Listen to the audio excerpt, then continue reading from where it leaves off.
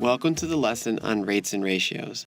In this lesson, we will discuss how we can apply rates and ratios to real-world scenarios and come up with very practical answers. By definition, a rate is a comparison of two measures with different units. One of the most common rates we talk about is speed. We all think about the speed that a car is going, a person, a horse. Speed, distance over time. We relate to speed in thinking about miles per hour. We might illustrate it as 60 miles per hour, which means that every hour you drive 60 miles. So how do we find a rate? Well, imagine going on a trip where you go 1,100 miles and it takes you 21.5 hours to do that. We set up division problem, 1,100 miles divided by the 21.5 hours. From this problem, we'll get 51.16, which means, on average, you went 51.16 miles per hour. Now let's say that someone can wrap 3 presents every 20 minutes. Well, I first have to think about that there are 60 minutes in an hour and 20 minutes that they can do this in, so that's going to give you 3 periods which they can operate.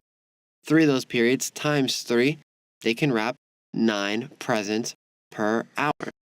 So while sometimes we have to do a little bit of extra work, it is still very feasible to calculate the rates. So now I think about a ratio. Well, a ratio is a comparison of numbers with the same units. And anytime we talk about a ratio, it must be discussed in the simplest possible form. So let's take a look at a very basic example many of us have probably seen. Imagine a classroom has 30 kids, and in that classroom there are 12 boys and 18 girls. So what's the ratio? Well, let's think there are 12 to 18. Let's use the colon to talk about ratios. 12 to 18. So if I set up a division problem, I might think 12 divided by 18.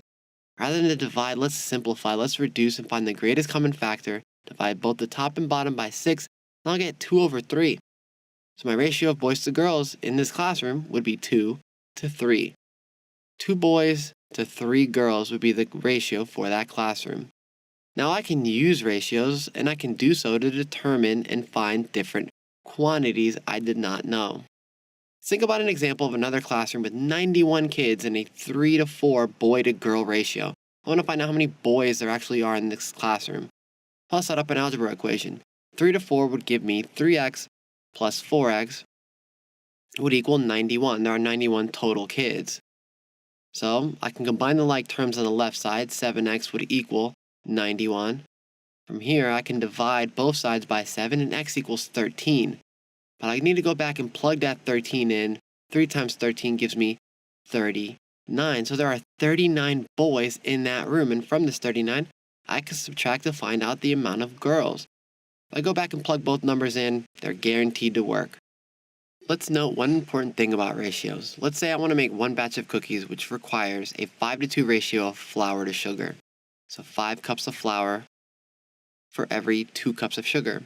Well, if I want to make 2 batches, that ratio would turn into 10 to 4. So physically, 10 cups and 4 cups.